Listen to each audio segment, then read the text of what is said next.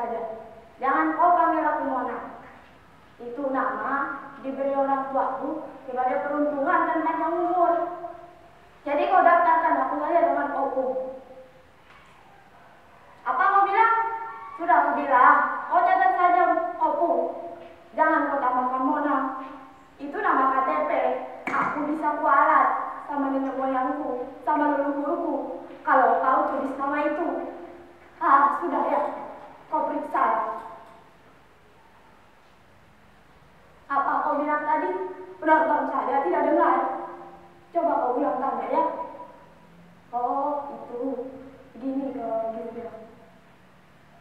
Jadi tadi aku tidur lebih awal dari biasanya. Agak kurang nyenyak memang. Dan juga perutku sudah melilit. Itu mudah diatasi. Cukup minum sebotol soda, pasti beres. Ya aku tidur lah. Kira-kira lewat tengah malam, aku terbangun. Suster, mataku ini rasanya seperti mau copot. Berkenyut-kenyut, laksana roda kereta yang mau lepas dari relnya. Udah begitu, suster, palaku ini rasanya seperti dipukul-pukul palu godam. Berat dan sakit.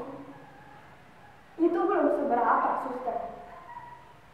Leherku ini kaku seperti besi baja. Aku jadi heran. Ini penyakit apa? Datang, tak undang. Ku tendang, tak pergi pula dia. Suster, asal kau tahu, umurku sekarang 67 tahun.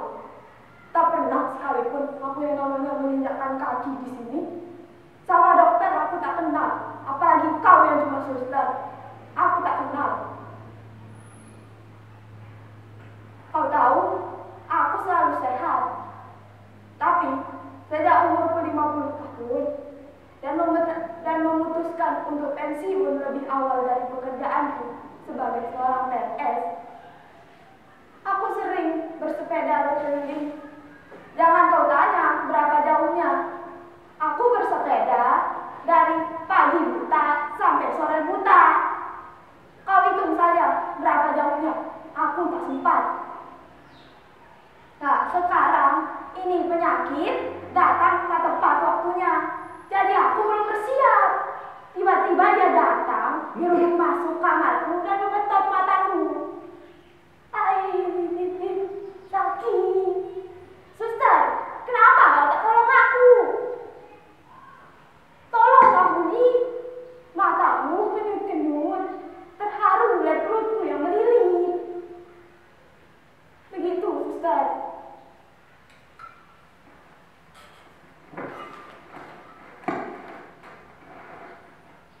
Pelan-pelan, anak muda. Pelan-pelan.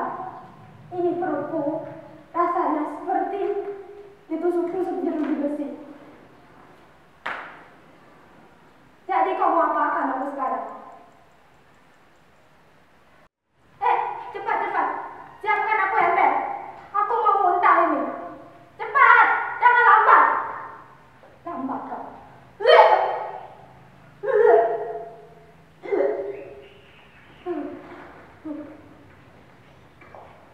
Suster, suster, suster. Aku lapar sekarang. Berikan aku makan ya. Setidaknya sebelum jarum infus itu kau masukkan ke nadiku. Beri aku makan barang 3-4 suap saja. Aku sudah makan kemarin sore, tapi kan baru keluar lagi. Jadi berikan aku kesempatan buat makan ya. Ngomong-ngomong, ini dokter di mana? Dokter!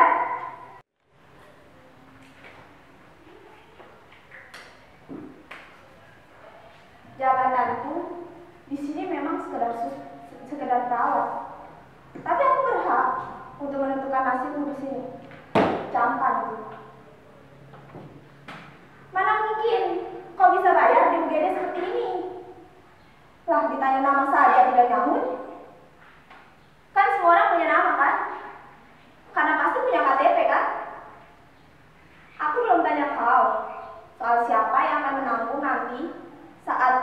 bantuan ini diberikan padamu. Coba kau tanya pada penonton, mana ada sih rumah sakit terbaik dengan dokter-dokter dan suster terbaik yang gratis? Nggak ada kan? Nggak ada kan? Penonton? Tuh, semua jawab nggak ada. Lah kamu, aku tak tahu dari mana asal-usulmu. Tiba-tiba datang dengan tubuh penuh luka, hidup masuk ke UGD. Memangnya ini UGD mbahmu? Meski namanya unit gawat darurat, tempat ini juga punya prosedur untuk membantu. Pertama, aku harus tahu dong kau siapa, dari mana asal-usulmu, apa pekerjaanmu, penduduk sah atau liar. Kedua, siapa orang tuamu, bagaimana keadaan ekonomi keluargamu, dan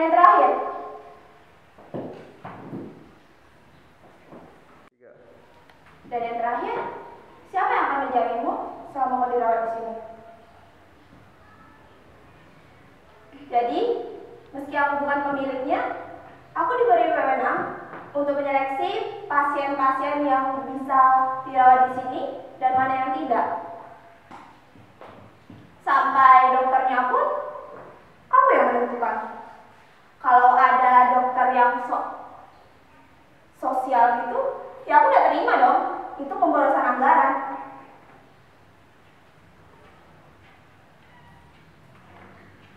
Masa iya sih rumah sakit partikuler seperti ini disubsidi?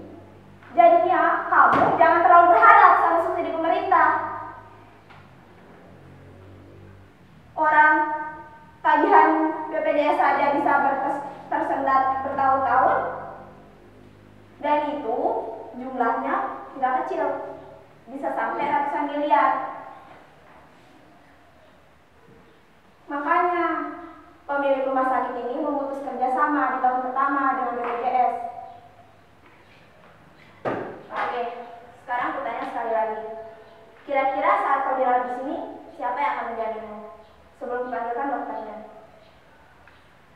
Kalau melihat bentuk kepalamu, penonton, coba kalian pegang kepala masing-masing. Penyok-penyok kan? Penyok-penyok itu bisa saja terjadi karena benturan. Kau mengalami benturan keras. Bisa jadi karena benturan keras di masa lalumu, dan bisa juga kecelakaan fatal di jalan, seperti kau. Dan itu semua butuh biaya untuk memperbaiki kepala penyok-penyok itu. Kepala yang penyok-penyok itu artinya kau tidak lagi bisa berpikir secara normal. Karena dalam cangkang kepalamu itu otak mengalami gegar, sehingga tidak lagi bisa bekerja secara waras.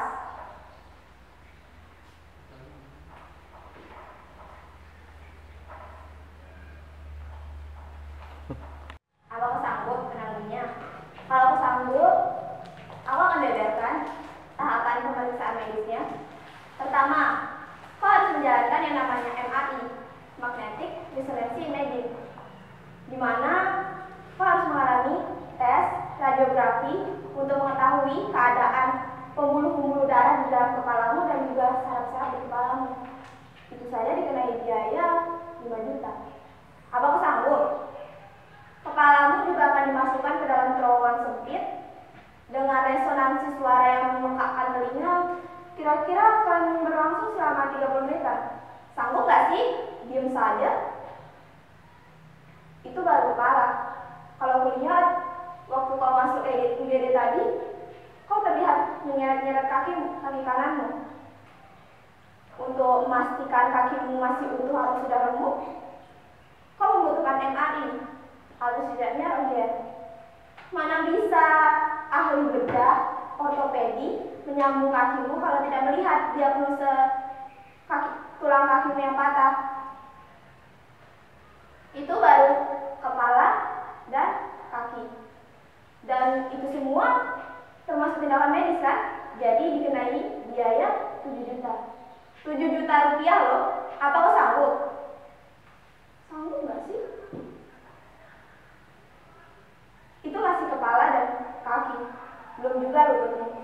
Jadi kalau ingin jadi manusia normal kembali, antara kepala, kaki, dan lutut itu satu kesatuan yang harus kau permak ulang agar bisa menjadi manusia normal kembali. Sanggup gak sih? Melihat tampilanmu yang kere begini, aku jadi yakin kau bukan tipe orang yang bisa menanggung biaya pengobatannya sendiri. Hitungan tadi itu belum termasuk tindakan medis lainnya yang kau butuhkan. Misalnya kau membutuhkan operasi bongkar kepala untuk memperbaiki saraf-saraf yang penyok-penyok tadi. Itu penyok-penyok tidak bisa dihilangkan dengan kotak medik saja. Kau pikir kau birongsokan?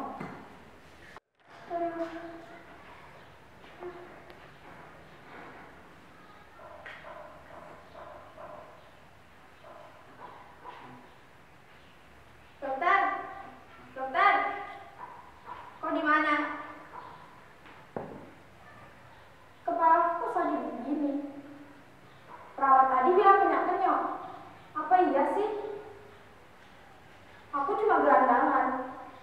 Ya iseng, cari makan di seberang rel kereta.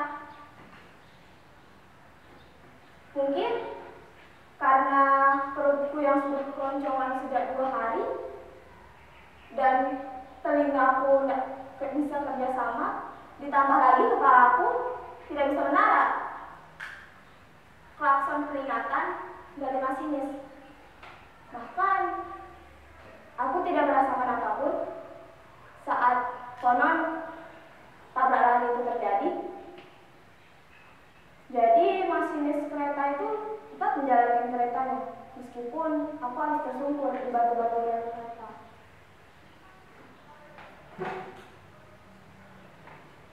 Aku bingung. Sebagai orang kecil aku bingung. Aku tidak mengerti kenapa kereta tetap melaju padahal telah menabrak orang kecil seperti aku. Kau tahu nggak kalau kereta sekarang telah menjadi musuh buat orang kecil. Justru setelah bernama komuter lain dan MRT. Perasaan dulu saat masih bernama KRL, saya bebas-bebas saja untuk naik di atap gerbong, tak perlu bayar. Nah sekarang kereta api cuma buat orang-orang gede-gedean. Tinggal modal buat-buatan gelantungan saja. Dulu setiap hari saya bawa dagangan sayur dan buah-buahan dari Rangkas ke Tanah Abang. Dan itu tak perlu bayar. Jadi dagangan saya masih full. Tak perlu potongan untuk biaya tiket keretanya. Sekarang kereta cuma buat orang-orang gedean. Dan di situ saya mulai jadi kere. Masa iya sih saya jualan lagi dengan ongkos kereta sekarang yang sudah berapa? Wah hancing. Jadi saya hanya bekerja serabutan di Tanah Abang. Paling enggak ikut jadi kuli angkut. Lumayan buat anak istri di rumah. Nah, tahu-tahu sekarang aku ada di rumah sakit gedongan seperti ini. Rumah sakit ini membuatku pusing. Tidak hanya karena ongkosnya yang aku tidak bisa bayar, ditambah lagi ini terlalu bersih dan dingin. Bersih dan dingin ini membuatku sesak nafas. Aku ada di sini karena kecelakaan tadi.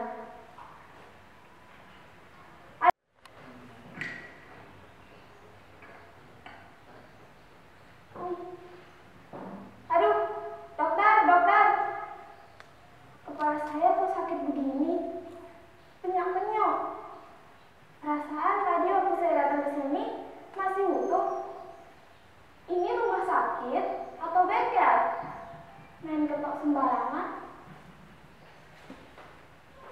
Meskipun saya orang kere, orang miskin, tapi saya juga manusia biasa. Jadinya butuh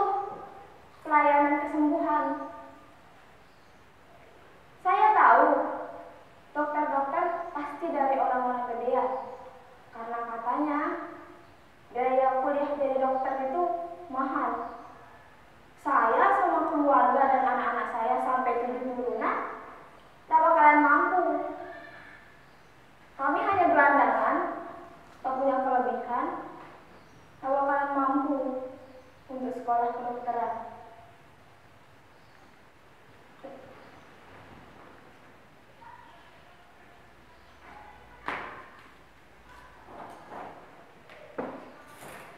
Suster, sekarang saya sudah di sini.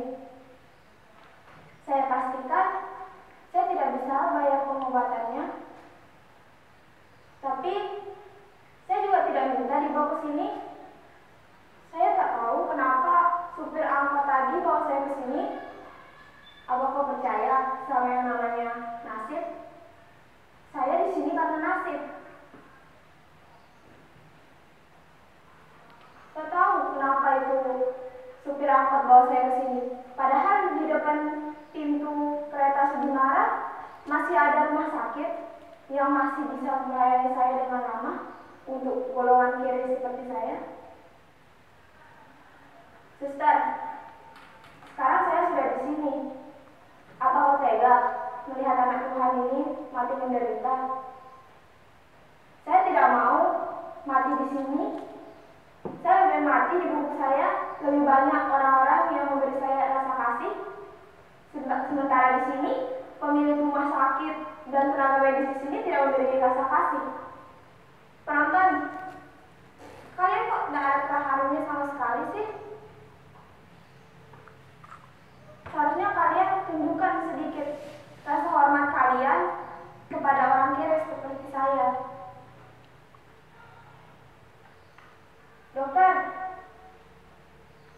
semua yang ada di sini menjadi hantu di kepala saya, terutama laci-laci yang di ruang jenazah.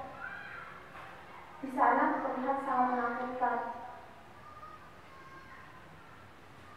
Saya tidak mau mati di sini kedinginan, kesepian, menderita, tak ada yang kenal. Dan yang lebih menakutkan, saat laci dibuka, yang terlihat hanya wajah melongos. Dokter, semua itu menjadi hantu di kepala saya. Saya memang kere, dan biarlah saya meninggal dengan kere. Saya lebih baik mati terlonggak di pinggir kereta daripada harus di sini. Jangan biarkan saya kesepian, dokter. Buyung, kau dengar tadi ada ribut-ribut di sini? Ada yang teriak dari dokter, tahu? Oh, itu. Aku sudah call itu dokter ahli kemarin. Aku tidak mau tiba-tiba langsung stroke menyergapku. Buat apa itu mati separuh? Suster, aku tak suka kau galak pada pasien itu. Kamu seharusnya sebagai suster rumah sakit ternama, kau seharusnya bisa menghargai golongan seperti mereka. Meskipun aku tak punya uang, tapi aku sering dan aku masih menyisakan yang namanya rasa kasih untuk orang-orang seperti mereka. Kau ini bagaimana sih, suster? Aku tak perlu tanya dia siapa, dari mana asalnya, punya KTP dan siapa istrinya, tak perlu tanya. Yang ku tahu, dia datang ke sini beberapa saat setelah aku dibawa ke sini. Aku memang sekarang sakit ringan-ringan lah, tapi bukan berarti aku tidak diberikan sakit yang berat. Mah adalah sakit orang sibuk. Jangan kau kira aku tak sibuk setelah aku pensiun. Bersepeda adalah caraku untuk meyakinkan anak-anakku untuk terus melanjutkan perusahaan. Aku membangun perusahaan kargo dan sekarang sudah internasional. Aku bangun dari umur 50 tahun dan sekarang sudah 17 tahun. Sudah banyak keuntungan yang kukumpulkan. Jadi, gini saja, suster, gini saja. Seluruh pengobatannya taruh di tanggunganku. Biar anak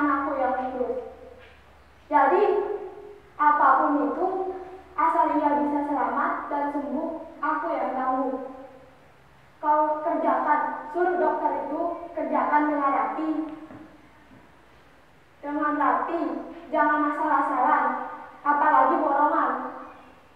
Ini menyangkut nyawa manusia, bukan sekedar mobil rongsokan.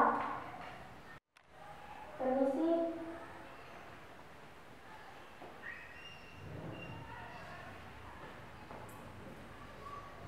Apa benar? Apa benar kau yang bernama Opung Monang? Siapa kau? Berani-berani panggil aku Monang. Tapi benar kan kau yang bernama Opung Monang? Tunggu panggil aku Opung saja, jangan tambahkan Monang. Baik Opung. Nama saya Dr. Raden Kunjono. Oh, Raden kau rupanya. Dari jauh apa? Tidak, Opung. Itu hanya nama pemberian orang tua. Ada apa aku kemari?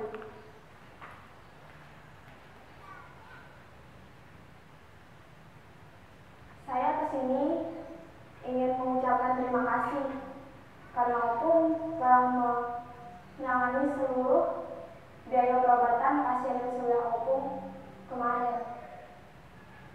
Cuma apa lagi? Kan sudah aku bilang, semua tanggungannya taruh di tanggunganku. Aku yang bayar. Aku yang bayar. Ini bukan masalah pahala, Dokter Raden. Tapi ini demi kemanusiaan. Mereka punya keluarga, punya anak yang pasti menunggu. Kau pasti setuju kan? Kalau laki-laki itu tugasnya untuk mencari rezeki sejauh-jauhnya. Aku pun merantau begitu, tanpa membawa uang. Jadi aku tahu gimana rasanya hidup serba kekurangan. Sudah ya, cukup. Begini, mungkin kau tidak percaya aku bisa membayarnya. Nah, berikan saya kwitansinya. Saya bayar sekarang. Atau kau tidak mau melayani saya, menyembuhkan saya? Tak apa-apa. Kau suruh itu datang, suster yang ngomel-ngomel kemarin, suruh dia datang ke sini. Biar sekalian ku ceramahin dia. Biar ku ajarin dia gimana caranya bertata krama dengan orang-orang seperti mereka. Dia memang suster di rumah sakit gede seperti ini. Tapi harusnya dia menghargai, tidak boleh menghina. Dia tidak boleh menghina orang-orang seperti mereka. Jadi, suruh dia ke sini. Biar sekalian aku ajarkan dia bagaimana tata krama. Masa iya sih, kau sebagai dokter tidak pernah mengajarkan sustermu seperti itu, berbuat baik seperti itu?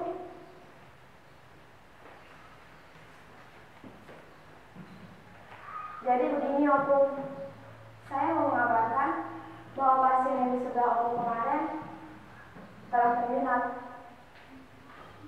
Maksudmu apa? Aku tidak mengerti.